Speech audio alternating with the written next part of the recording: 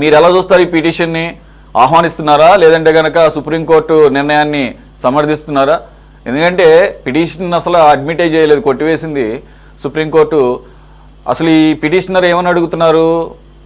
రాజ్యాంగబద్ధ పదవుల్లో ఉన్న వారు ఎవరు కూడా ఈ వ్యవహారంలో ఇక అసలు ఎవరు మాట్లాడకుండా ఆదేశాలు ఇవ్వండి అంటే గ్యాగ్ ఆర్డర్ తీసుకురావడంలో మీకు కొద్దిగా మంచి పేరే ఉంది. అంటే లైక్ ప్రముఖంగా వినిపిస్తూ ఉంటుంది.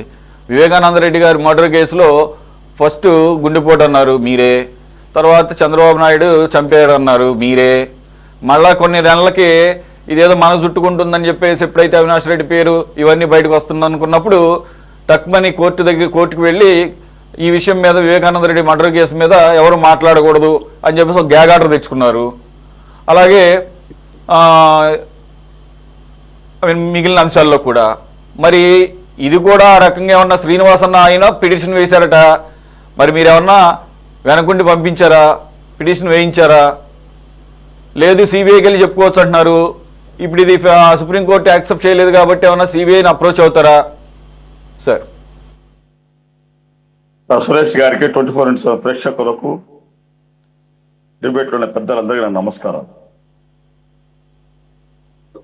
చెరపకురా చెడేదేవు అనే సామెత ప్రతి ఒక్కరు విని ఉంటారు సార్.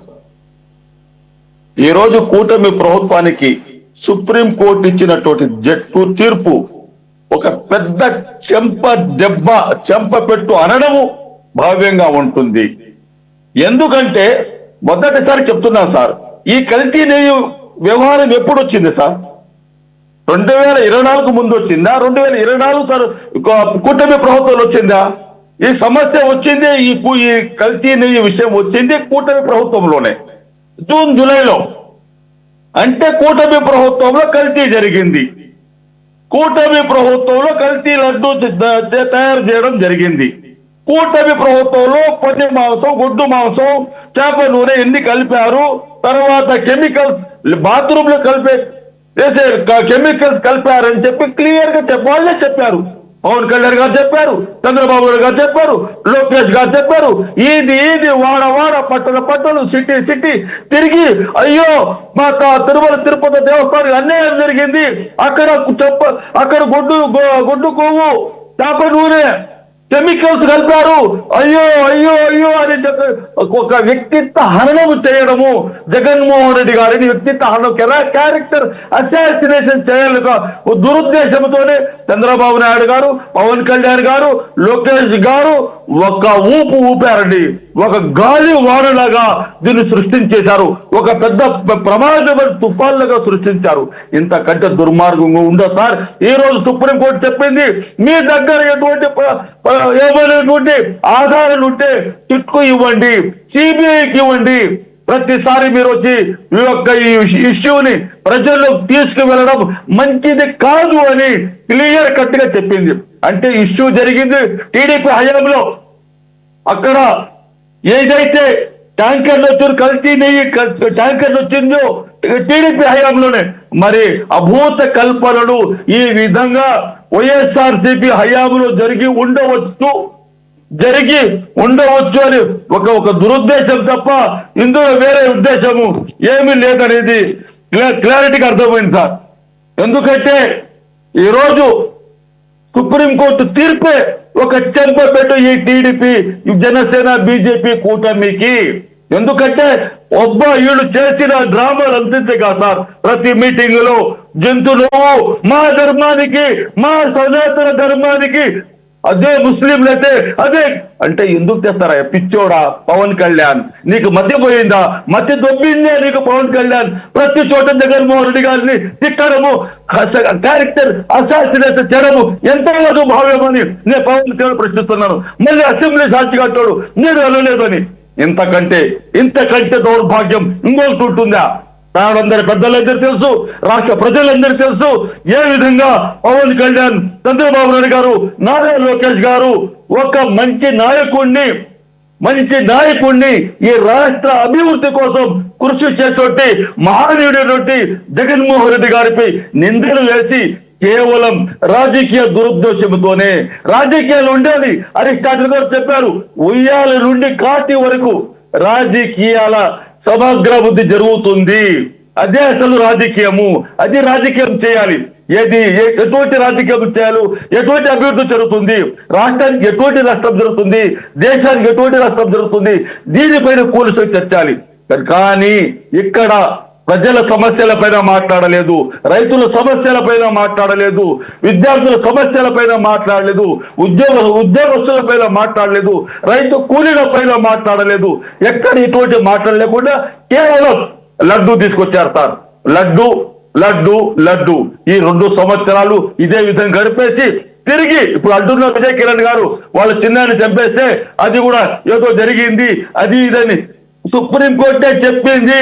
ఇందులో జగన్మోహన్ రెడ్డి గారికి వైఎస్ భారతి గారికి ఎటువంటి సంబంధం లేదని. మరి ఎందుకు సార్ ప్రతిరోజు అదే రాగాలపన, అదే మాటలు, అయ్యే పాటలు అవసరమా మనకు? ఈ రోజు రాష్ట్ర అభివృద్ధి గురించి మాట్లాడాలి. రైతులు అల్లాడిపోతున్నారు, ఆత్మహత్య చేసుకుంటున్నారు.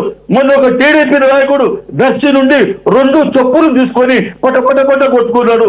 నా దరిద్రము, నేను టీడీపీని చేరినాను, టీడీపీ కోసం పనిచేసినాను అని చెప్పి మొన్న ఒక టీడీపీ నాయకుడు ఆత్మహత్య చేసుకున్నాడు. ఏంది సార్ ఇది? దీని గురించి ఆలోచించడం లేదు. పొద్దున్న లేస్తే అబద్ధాలు చెప్పడము, అబద్ధాలు మేడలు కట్టడము. కళలు కనండి, ఆ కళలలో ఇల్లు కట్టవద్దు, ఆ కళలలో ఇల్లు కట్టవద్దు. కళలో కట్టిన ఇల్లు ఎప్పుడు నిలబడవు, అది నిజం కాదు, అది వాస్తవం కాదు అని ఈ రాష్ట్ర ప్రజలు తెలుసుకోవాలి, యువత తెలుసుకోవాలి. వీళ్ళు చెప్పే అబద్ధాలను ప్రతి రాష్ట్ర పౌరుడు ఖండించాలి. ఎందుకంటే ఈయన దగ్గర ఎటువంటి ఆధారాలు లేవు. మేము ఏదో చేసేస్తామన్నారు. మేము ఈ రోజుకి కూడా 23, 24 విద్యార్థులకు సర్టిఫికెట్లు రాలేదు. వాళ్ళు ఎక్కడ అడుక్కు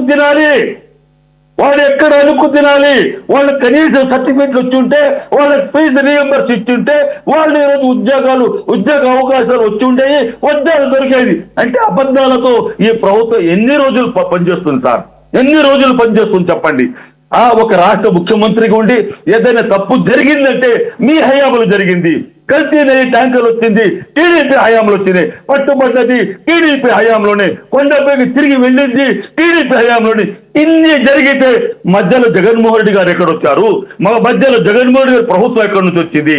అంటే ఈ అభూత కల్పనలు మేము చేశాము కాబట్టి వాళ్ళు మరీ చేసి ఉంటారు అని అభూత కల్పనలు ఒక కళల విహారంలో విహరిస్తున్నారు ఈరోజు కూటమి నాయకులు. ఇది మంచి పద్ధతి కాదు. రాష్ట్ర ప్రజలు, రాష్ట్ర యువత గ్రహించాలి. వెంకటేశ్వర స్వామి అంటే ప్రతి ఒక్కరికి గౌరవమే, ప్రతి ఒక్కరి గౌరవమే. నేను కూడా తిరుపతి లడ్డూలు తింటున్నాను. మా దగ్గర మా ex dairy chairman Kondeti Rangareddy గారి దగ్గరికి ప్రతిరోజు ఎవరో ఒకరు ఒక తిరుపతి లడ్డు తెచ్చిస్తుంటారు. ఆయన అందరికి పంచుతూ ఉంటాడు. మేము ఎవరుము ఆ లడ్డు తిన్న తర్వాత రోగగ్రస్తు కాలేదే, ఎటువంటి వ్యాధులు రాలేదే. ఎందుకంటే కల్తీ పాలు తాగిన వారు చనిపోయారు. ఎవరైతే కల్తీ పాలు తాగారో రాజమహేంద్రవరంలో ఎంతో మంది పిల్లలు, వృద్ధులు, పెద్దలు చనిపోయారు.